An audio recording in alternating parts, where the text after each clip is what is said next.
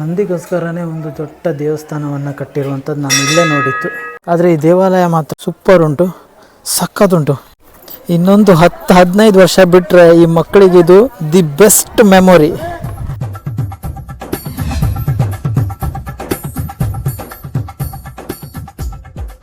Guys, last ವಿಡಿಯೋದಲ್ಲಿ ಐಹೊಳೆನ ತೋರಿಸಿದ್ದೆ ನಿಮಗೆ. ಈಗ ಪಟ್ಟದ ಕಲ್ಲುಗೆ ಬಂದಿದ್ದೀನಿ, ಎಂಟ್ರೆನ್ಸಲ್ಲಿದ್ದೀನಿ. ಇವರು ಅಲ್ಲಿ ಟಿಕೆಟ್ ಕೌಂಟ್ರಲ್ಲಿ ನಿಂತಿದ್ದಾರೆ ಟಿಕೆಟ್ ಮಾಡಲಿಕ್ಕೆ. ಆದರೆ ನನಗೆ ಇಲ್ಲೊಂದು ನೋಡಿದೆ, ನನಗೆ ಇದು ಯಾಕೆ ಅಂತ, ಈ ಡಿಫ್ರೆನ್ಸ್ ಯಾಕೆ ಅಂತ ಅರ್ಥ ಆಗಲಿಲ್ಲ. ಇಂಡಿಯನ್ಸಿಗೆ 40 ರೂಪಾಯಿ ತಗೊಳ್ತಾರೆ, ಆದರೆ ಫಾರಿನರ್ಸ್ಗೆ 600 ರೂಪಾಯಿ. ಅಷ್ಟರ ಡಿಫ್ರೆನ್ಸು ಯಾಕೆ ಅಂತ ನನಗೆ ಗೊತ್ತಿಲ್ಲ. ಸೊ ನಿಮಗೇನಾದರೂ ಗೊತ್ತಿದ್ರೆ ಹೇಳಿ. ಗಾಯ್ಸ್, ಈ ಒಂದು ಪ್ಲೇಸ್ಗೆ ಪಟ್ಟದ ಕಲ್ಲು ಅನ್ನೋ ಹೆಸರು ಯಾಕೆ ಬಂತು ಅಂದರೆ, ಈ ಒಂದು ಪ್ಲೇಸಲ್ಲಿ ಪಟ್ಟಾಭಿಷೇಕ ನಡೀತಾ ಇತ್ತು ಮೊದಲೆಲ್ಲ. ಅಂದರೆ ಈ ಒಂದು ಪ್ಲೇಸಲ್ಲಿ ಪಟ್ಟಾಭಿಷೇಕ ಮಾಡಿದ ಎಲ್ಲ ರಾಜ್ಯಗಳು ಒಳ್ಳೆ ರೀತಿಯಾದ ಆಳ್ವಿಕೆಯನ್ನು ಮಾಡ್ತಾಯಿದ್ರು ಅನ್ನೋ ಒಂದು ನಂಬಿಕೆ ಇಲ್ಲಿ ಜನರಲ್ಲಿ ಮೊದಲಿತ್ತು. ಅದಕ್ಕೋಸ್ಕರ ಇಲ್ಲಿ ಪಟ್ಟಾಭಿಷೇಕ ಮಾಡ್ತಿದ್ರು. ಅದೇ ರೀಸನ್ಗೆ ಇದಕ್ಕೆ ಪಟ್ಟದ ಕಲ್ಲು ಅನ್ನೋ ಹೆಸರು ಬಂತು. ಹಾಗೆ ಎಲ್ಲ ರಾಜರುಗಳು ದಿಗ್ವಿಜಯ ಸಾಧಿಸಿ ಬಂದ ನಂತರ ಒಂದೊಂದು ದೇವಸ್ಥಾನವನ್ನು ಕಟ್ತಾ ಇದ್ರು. ಅದು ಅವರ ಹೆಂಡತಿಯರು ಕಟ್ಟಿಸ್ತಾ ಇದ್ರು ರಾಜರ ಸಾಧನೆಯ ನೆನಪಿಗಾಗಿ. ಸೊ ಇದಕ್ಕೆ ಪಟ್ಟದ ಕಲ್ಲು ಅನ್ನೋ ಹೆಸರು ಬಂತು. ಗಾಯ್ಸ್, ಹಾಗೆ ಇಲ್ಲಿನ ಒಂದು ಫೇಮಸ್ ಟೆಂಪಲ್ ಅಂದರೆ 2ನೇ ವಿಕ್ರಮಾದಿತ್ಯನ ಹೆಂಡತಿಯರು.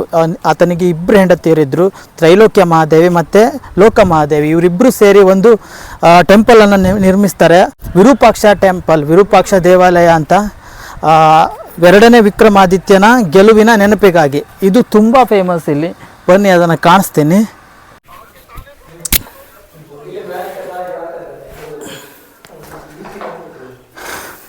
ಗಾಯ್ಸ್, ಐಹೊಳೆದಲ್ಲಿ ನಿಮಗೆ ಯಾವ ದೇವಸ್ಥಾನಕ್ಕೂ ಬಾಗಿಲುಗಳು ನೋಡ್ಲಿಕ್ಕೆ ಸಿಗೋದಿಲ್ಲ. ಹಾಗೆ ಆದರೆ ಇದ್ರದ್ದೆಲ್ಲ ಆಗಲ್ಲ, ಎಲ್ಲ ಟೆಂಪಲ್ಗೂ ಆಲ್ಮೋಸ್ಟ್ ಬಾಗಿಲುಗಳುಂಟು. ಮತ್ತು ಇಲ್ಲಿ ಶಿವಲಿಂಗ ಉಂಟು.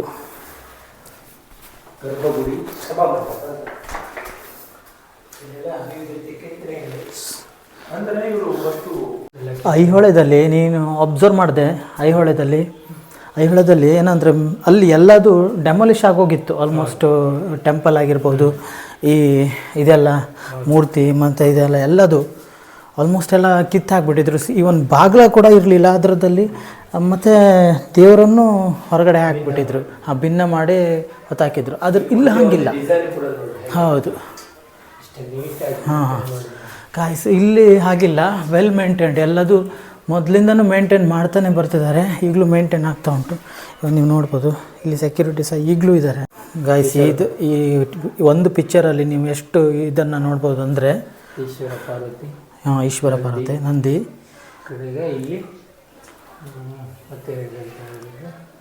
ಕುಬ್ಜಗಣಗಳು,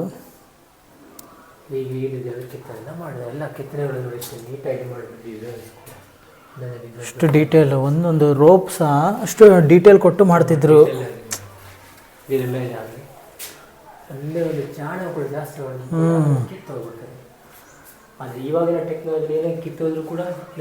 ರೆಡಿ ಮಾಡ್ಬೋದು ಮಷಿನ್ ಇದರಲ್ಲಿ. ಈಗ ಅದೇ ಸರ್ಪ ಆದಿಶೇಷನ ಹಾಗೆ ಮೇಲೆ ಕುಂಡವಾನ. ಗಾಯ್ಸ್, ಎಟ್ ಪ್ರೆಸೆಂಟ್ ನಾವು ನಿಂತಿರುವಂಥದ್ದು ವಿರೂಪಾಕ್ಷ ಟೆಂಪಲ್ಲು. ದೇವರು ಒಳಗಡೆ ಇದೆ, ವಿರೂಪಾಕ್ಷ ಟೆಂಪಲ್ ಇದೆ. ಶಿವನ ಮುಂದೆ ನಂದಿ ಇರುವಂಥದ್ದು ಕಾಮನ್ನು. ಆದರೆ ಇಲ್ಲಿರುವಂಥ ನಂದಿ ನೋಡಿ ಎಷ್ಟು ಚೆಂದ ಉಂಟು ಅಂದರೆ, ಎಂಥವ್ರಿಗಾದರೂ ಒಂದು ಸಾರಿ ಬಂದು ಹತ್ತಿರ ಬಂದು ನೋಡುವ ಅನ್ನೋವಂಥ ಫೀಲಿಂಗು. ಅಷ್ಟು ಚೆಂದ ಉಂಟು ನಂದಿ, ಚೆಂದ ಉಂಟು. ಹೌದು, ಮತ್ತು ಅಷ್ಟೇ ದೊಡ್ಡ ಉಂಟು. ನಂದಿಗೋಸ್ಕರನೇ ಒಂದು ದೊಡ್ಡ ದೇವಸ್ಥಾನವನ್ನು ಕಟ್ಟಿರುವಂಥದ್ದು ನಾನು ಇಲ್ಲೇ ನೋಡಿತ್ತು.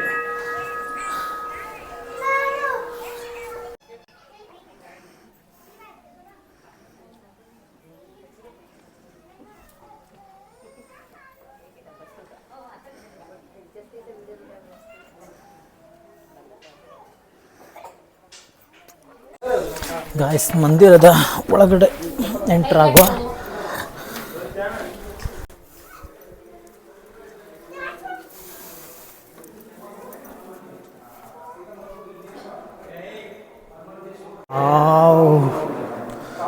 ಇಲ್ಲಂತೂ ಸಖತ್ ಲೈಟ್ ಉಂಟು, ಟಾರ್ಚ್ ಹಾಕಿ ಬರ್ಬೇಕಂತೇನಿಲ್ಲ.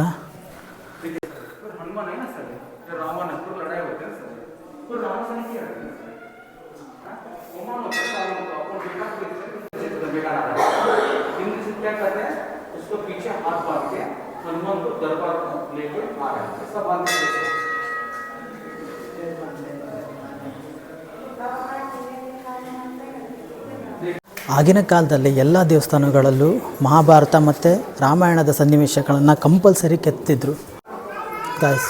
ಸಮುದ್ರ ಮಂಥನ, ನಿಮಗೇನು ಮಾಡರ್ನ್ ಫ್ಯಾಷನ್ ಅಂತ ನೋಡ್ತಿರಲ್ಲ ಅದು ನೋಡಿ ಮೇಲ್ಗಡೆ ಅಂಬಡೆ ಅಂತ ಹಾಕ್ಕೊಂಡಿರೋದು, ಹಾಗೆ ಇದು ಶಾರ್ಟ್ಸು, ಹಾಗೆ ಅಲ್ಲಿ ಬಿಕಿನಿ ಹಾಕ್ಕೊಂಡು ಕೂತ್ಕೊಂಡಿರೋದು. ಎಸ್, ಎಷ್ಟು ಮಾಡರ್ನಾಗಿ ಯೋಚನೆ ಮಾಡಿದ್ರು ಅಂತ ಆವಾಗಲೇ ಅಷ್ಟು ಅವರು ಯೋಚನೆ ಮಾಡಿದರು. ಗಾಯ್ಸ್, ನೀವು ನೋಡ್ತಿರುವಂಥದ್ದು ಮಿಲನದ ಸನ್ನಿವೇಶ, ಹಾಗೆ ಇದು ಗರ್ಭದೊಳಗಡೆ ಇರುವಂಥ ಮಗುವಿನ ಪೊಸಿಷನ್. ಎಷ್ಟು ಡೀಟೇಲಾಗಿ ಕೆತ್ತಿದ್ರು ಅಂತ ನೋಡಿ.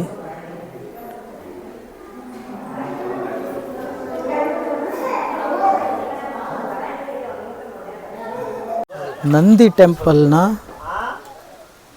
ಟೆಂಪಲ್ನ ಹಿಂದುಗಡೆನೆ ನಮಗೆ ಇನ್ನೊಂದು ನಂದಿಯ ವಿಗ್ರಹ ಕಾಣ್ತದೆ. ಇದು ಹಾಫ್ ಸ್ಕೆಚ್ ಮಾಡಿದ್ದು, ಅಂದರೆ ಡೆಮೋ ಥರ ರೆಡಿ ಮಾಡಿದ್ದು. ಮೊದಲು ಅದು ಇಂಪೋರ್ಟೆಡ್ ಕಲ್ಲು, ಅದು ಬೇರೆ ಕಡೆಯಿಂದ ತರಿಸ್ಕೊಂಡಿದ್ದು ಕಲ್ಲು.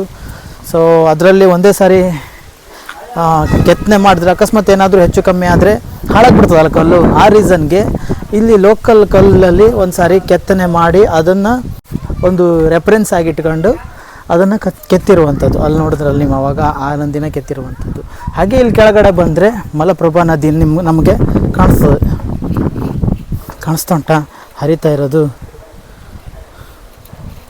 ಎಸ್, ಅದೇ ಮಲಪ್ರಭಾ ನದಿ. ಗಾಯ್ಸ್, ಇಲ್ಲೊಂದು ಟೆಂಪಲ್ ಉಂಟು, ಇದರೊಳಗಡೆ ಹೋಗುವ. ಈ ಸಿಚುವೇಶನ್ ಹೆಂಗುಂಟು ಅಂದರೆ, ನಾನು ಬಂದಿರೋ ಟೆಂಪಲ್ಗೆ ಇನ್ನೊಂದು ಸಾರಿ ಅಲ್ಲೇ ಲೂಪ್ ಆಗ್ತಿದ್ದೇನೆ ನಾವು ಅನ್ನೋ ಥರ ಫೀಲಿಂಗ್ ಆಗ್ತುಂಟು. ಯಾಕಂದರೆ ಆಲ್ಮೋಸ್ಟ್ ಎಲ್ಲ ಟೆಂಪಲ್ಗಳು ಸೇಮ್ ಉಂಟು, ನೋಡಲಿಕ್ಕೆ ಸೇಮ್ ಉಂಟು. ಬಟ್ ಅಲ್ಲಿ ಮೇನ್ ಟೆಂಪಲ್ಗೆ ಪೂಜೆ ಮಾಡ್ತಾಯಿದ್ರು, ಇಲ್ಲಿ ಪೂಜೆ ಮಾಡ್ತಿಲ್ಲ, ಅಷ್ಟೇ ಡಿಫ್ರೆನ್ಸು. ಇಲ್ಲಿ ಸಹ ಶಿವಲಿಂಗ ಉಂಟು, ಆದರೆ ಪೂಜೆ ಮಾಡ್ತಿಲ್ಲ ಅಷ್ಟೇ.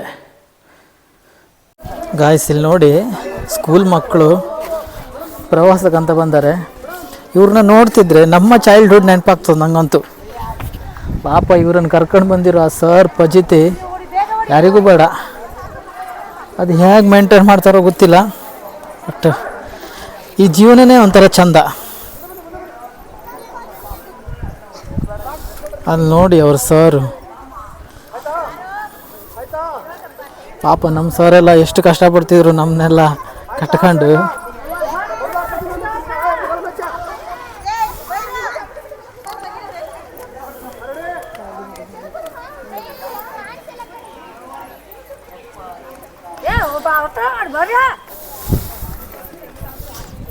ಇನ್ನೊಂದು 10-15 ವರ್ಷ ಬಿಟ್ಟರೆ ಈ ಮಕ್ಕಳಿಗಿದು the best memory. Yes guys, ಇಲ್ಲಿ ಸಖತ್ತಾಗಿರೋ ಒಂದು ಟೆಂಪಲ್ ಉಂಟು. ಆದರೆ ಈ ಟೆಂಪಲ್ಗೆ ಟ್ವಿನ್ ನೇಮ್ ಉಂಟು. ಈ ಕಡೆ ಗಳಗನಾಥ ದೇವಾಲಯ ಅಂತ ಉಂಟು, ಹಾಗೆ ಈ ಕಡೆ ಜಂಬುಲಿಂಗ ದೇವಾಲಯ ಅಂತ ಉಂಟು. ಗೊತ್ತಿಲ್ಲ, ಐ ಆಮ್ ನಾಟ್ ಶ್ಯೂರ್ ಯಾವುದಂತೂ. ಆದರೆ ಈ ದೇವಾಲಯ ಮಾತ್ರ ಟೆಂಪಲ್ ಸೂಪರ್ ಉಂಟು, ಸಖತ್ತುಂಟು ಹೀಗೆ ನೋಡಲಿಕ್ಕೆ. ಈ ಟೆಂಪಲ್ನ ಮುಂದಿನ ಭಾಗ ಇಲ್ಲಿವರೆಗೂ ಇತ್ತಂತೆ, ಇದರ ಪ್ರಾಂಗಣ. ಆದರೆ ಇದು ಬಿದ್ದು ಹೋಗಿ ಅಷ್ಟೇ ಉಳ್ಕೊಂಡಿದೆ. ಬನ್ನಿ ಟೆಂಪಲ್ ಒಳಗಡೆ ಹೋಗುವ.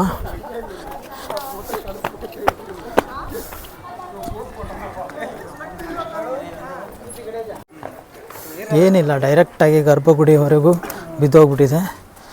ಸೀದಾ ಗರ್ಭಗುಡಿ ಹಾಗೆ ಕಾಣಿಸ್ತದೆ ಅಲ್ಲಿಂದ.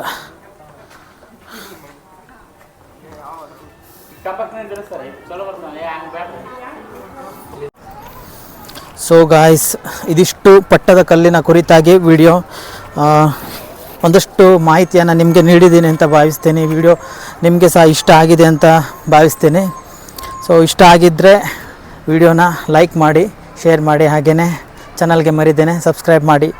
Thank you. ಮತ್ತೆ ಮುಂದಿನ ವಿಡಿಯೋದಲ್ಲಿ ಸಿಗ್ತೀನಿ. ಅಲ್ಲಿವರೆಗೂ ಟಾಟಾ, ಟೇಕ್ ಕೇರ್, ಬಾಯ್ ಬಾಯ್.